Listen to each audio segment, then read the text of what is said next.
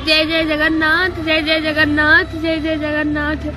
आज मोर प्रत्येक ओडिया गुरु गुरुजन माने भाबुथिबे जे पिलाटा सब बेले तो बाबार ट्रीटमेंट पाई बारंबार वीडियो करुचे काहेकि।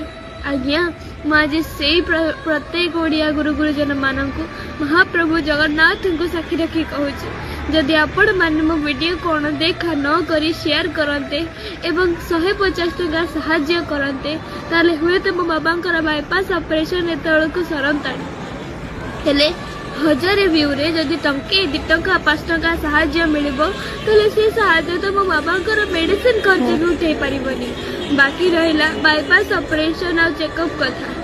जदि मो परिवार रे केही भी रोजगार क्षम थांते मो बाबांकर परे ताहले हुए तो मो ओडिया गुरु गुरुजन मानक आगरे हाथ पतई न थांती कि मो बाबांकर जीवन भिक्षा करि न थांती। ए कथा केते दूर सत आ केते दूर मिछ से महाप्रभु जगन्नाथ जी रत्न सिंहासन ऊपर बसी सब देखुचंती से ही जानती आज्ञा।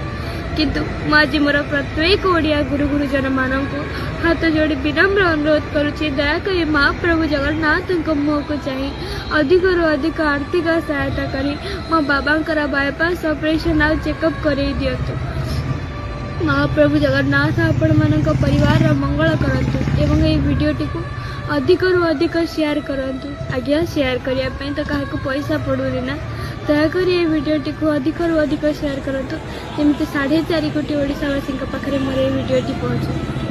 रहुछि नमस्कार, जय जगन्नाथ।